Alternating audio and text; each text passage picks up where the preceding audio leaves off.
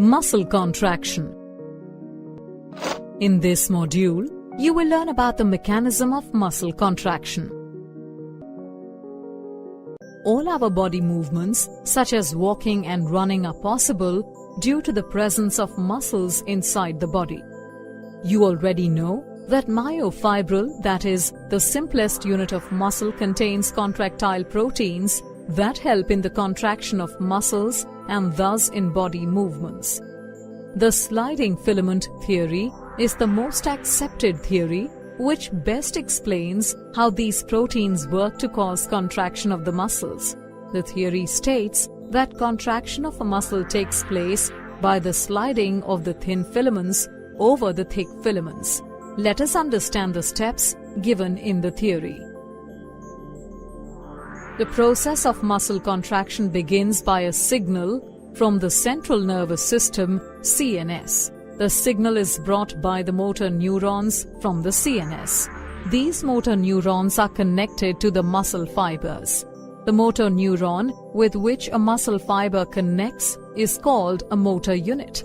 The junction between the motor neuron and the sarcolemma of the muscle fiber is known as the neuromuscular junction or the motor end plate. This junction is actually a synapse, that is, a small gap between the neuron and the muscle cell. The signals from the CNS are transported as electrical impulses, also known as action potential, across the synapse. A neural signal, on reaching the neuromuscular junction, releases a neurotransmitter, acetylcholine, thus generating an action potential in the sarcolemma. This action potential spreads through the muscle fiber and causes the release of calcium ions into the sarcoplasm from the sarcoplasmic reticulum. This in turn increases the level of calcium ions in the sarcoplasm. The increased level of calcium ions leads to the binding of calcium with the subunit of troponin on the actin filaments. This interaction triggers a conformational change in the tropomyosin, thus preventing it from masking the active sites for myosin present on the actin filaments, leaving them exposed. With the active sites of actin now exposed, the myosin heads start a binding process with actin, thus forming a cross bridge. The energy needed for the cross bridge formation comes from the hydrolysis of ATP attached to the myosin into ADP and inorganic phosphate. The attached actin filaments are therefore pulled towards the center of the A band, bringing the Z lines closer to each other. This ultimately results in the shortening of the sarcomere, that is basically the contraction of the muscle. You can clearly see that there is a reduction of I band during contraction, while the A band remains of the same length. ADP and inorganic phosphate are released during the shortening, thus binding the myosin head to the actin tightly. The myosin remains attached to the actin until a new ATP molecule binds to the myosin head and the cross bridge is broken. The ATP is again hydrolyzed by the ATPase found on the myosin head, and the cycle of the cross bridge formation and breakage is repeated, causing further sliding. The cross-bridge cycling sequence continues to repeat till the muscle fiber is excited by the signal from the CNS. As the signal stops, no further release of calcium ions from the sarcoplasmic reticulum occurs. This enables the pumping back of calcium ions from the sarcoplasm back into the sarcoplasmic reticulum. This pumping back of calcium ions results in the masking of active sites on the actin filaments. This in turn causes the return of Z lines back to their original position, that is, relaxation. All the muscle fibers do not respond to the signal in the same interval of time, that is, the reaction time.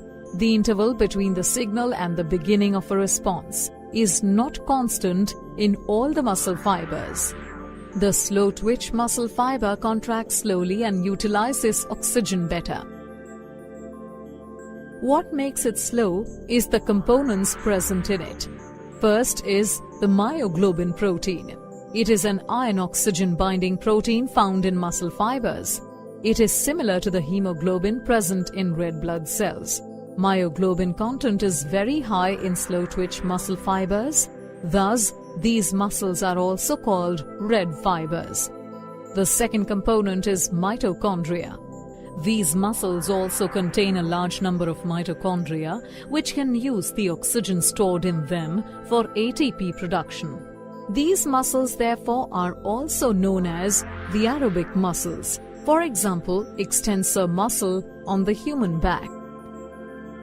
The fast-twitch muscle fibers, on the other hand, contract quickly and make use of the anaerobic metabolism. They generally contain fewer myoglobins, thus are pale or whitish, hence also known as white fibers. The number of mitochondria are also few in them, hence they have a low oxidative capacity. That is, the ability to use oxygen is low. The amount of sarcoplasmic reticulum is high in white fibers. For example, the muscles of the eyeball. Let's recap. The sliding filament theory is the most accepted theory, which best explains the mechanism of muscle contraction. A motor neuron carries signal from the CNS to the muscle fiber, which generates an action potential. The action potential causes the release of calcium ions from the sarcoplasmic reticulum. Calcium ions bind to troponin on actin, thus exposing the binding sites for myosin. The myosin heads bind to the actin, forming a cross bridge that pulls the actin filaments, causing them to slide over the myosin filaments, thus causing contraction. Once the motor neuron stops sending the signals, calcium ions are returned back to the sarcoplasmic reticulum. This inactivates the actin, cross bridges are broken, and the muscles relax. Muscle fibers are classified as red muscle fibers and white muscle fibers, depending on the amount of red-colored myoglobin in them.